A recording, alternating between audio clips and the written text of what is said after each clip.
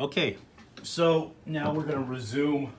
I'm still having issues with this YouTube download or upload, whatever you want to call it. I thought it would be easy, but it's not. So let's go to page, well, it's not easy for me. It's probably easy for a 10-year-old, but anyways. So let's go over the different types of bonds, okay? And this is starting on slide 14-8.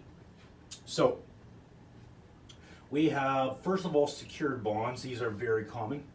Okay, these are where your assets are pledged as collateral by the issuing company. So let's just say that we issue a bond for $2 million. We might secure that bond against our building or our warehouse. Okay, why? Well, because if we default on that bond, we don't pay it back or we don't pay the interest, okay, the creditors can seize our building. Okay, so next up, we have an unsecured bond. This is exactly what it sounds like, the complete opposite of a secured bond.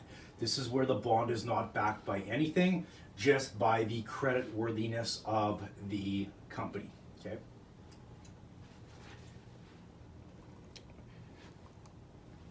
Now moving on to term and serial bonds. So page 921. A term bond is a bond where the principal of all the bonds is due in a lump sum at a specified single date. Okay. Now, that's kind of what we were talking about before, where we have a bond and in 5 years we're going to pay back the principal of that bond. Now, serial bonds, this is where the principal is due in installments at several different dates. Okay, so maybe we have a bond, like, okay, we have this $2 million bond, and maybe it's going to be 4 years. Okay. So maybe we'll pay back principal of $500 in year 1, year 2, year 3, and year 4. Okay. Notice that's $2 million. Okay. So again, a serial bond is a little bit different, but we're paying portions of it back at different dates. Now, registered bonds. These are bonds that are issued in the name of the registered owners, and we have ownership records that are kept up to date. Okay. Bearer bonds, the complete opposite. Okay. These bonds are payable to whoever holds them. There's no records are kept for the change in ownership. I don't know if anyone happened to watch Ozark on Netflix, but this is kind of what went on there in the strip club where, what was the guy's name? Jason Bateman. I can't even remember the actor's name in the movie, but he broke into the safe and took out the ownership records of that club. Okay, why? Well, because it was unregistered ownership. The original owner kept the documents in the safe. The safe was broken into. Now, because there's no record of ownership, okay. Now the character from Ozark, I can't remember the guy's name. He is now the owner of the club. Very uncommon. Okay, that's the first time I've ever seen that. I don't know who would do a bearer bond issue, because again, no one knows who owns the bond. So, not something that I would partake in. Okay. Now,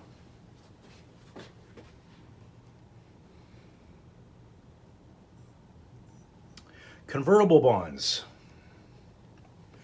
These allow the bondholder to exchange the bond for a fixed number of common shares. Okay, so let's just say again we'll use our $2 million bond, and if it has a convertible provision on it, that what might happen is it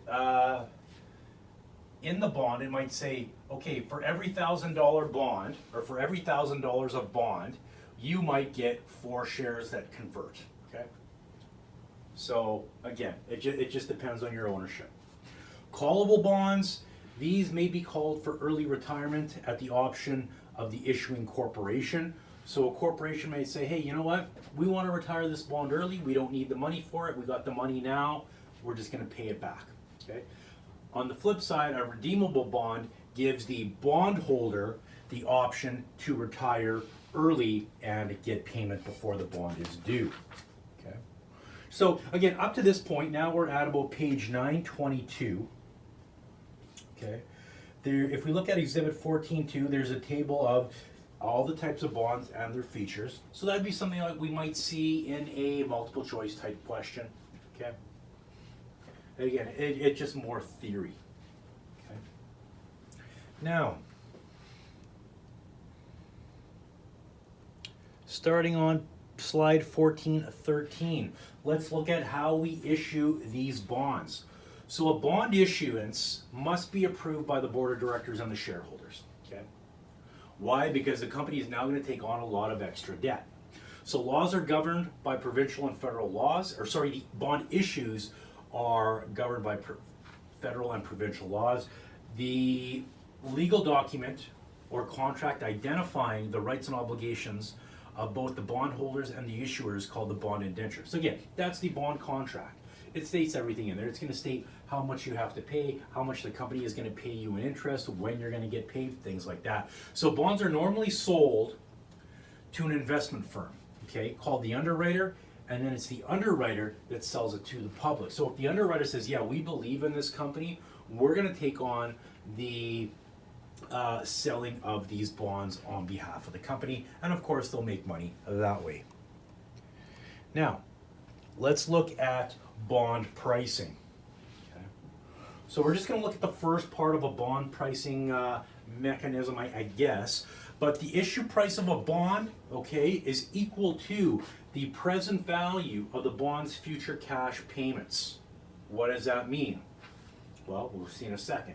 So right now we're going to look at bond pricing where it's issued at par, meaning the market rate and the bond interest rate or the stated contract rate are the same.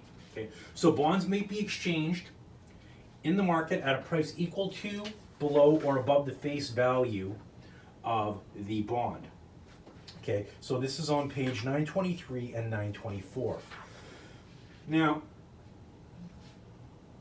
when the market rate of interest, okay, or the effective interest rate is different from the contract rate or the bond rate, okay, when there's a difference, okay, there's going to be either, the bond will either be sold for a premium or for a discount. We're going to get into premiums and discounts tomorrow, but right now we're just going to assume that this $2 million bond has a bond rate or contract rate attached to it of 4%.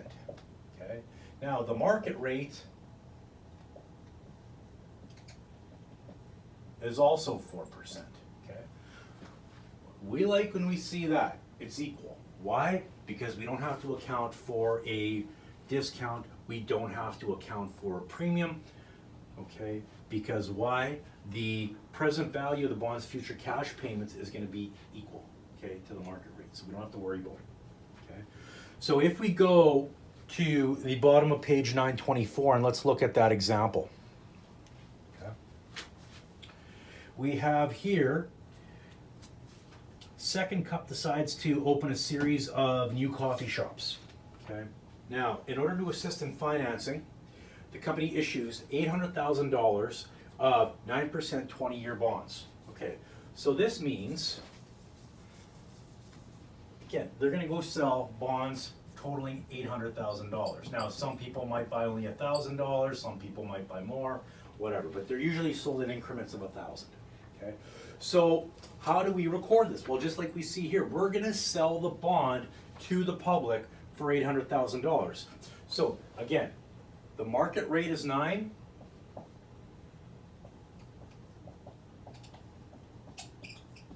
And the bond rate is 9%. Okay, so as a result, we're not going to sell it for any more or any less than $800,000. We're going to get cash, so debit cash of $800,000, and credit notes, or not note payable, bond payable of $800,000.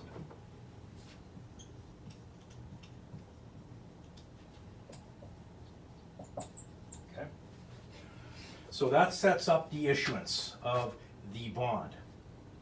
Now, going to page 928 or 925. Remember, the bondholder is expecting us to pay them interest. So the bonds are dated January 1st, 2020 and are due in 20 years. They pay interest semi-annually each June 30th and December 31st. So they pay interest semi-annually.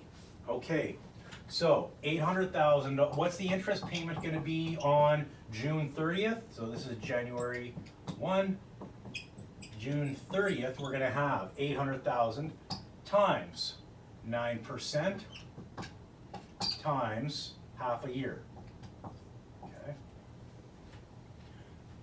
As a result,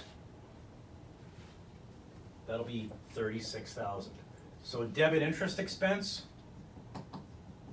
credit cash, $36,000. Okay.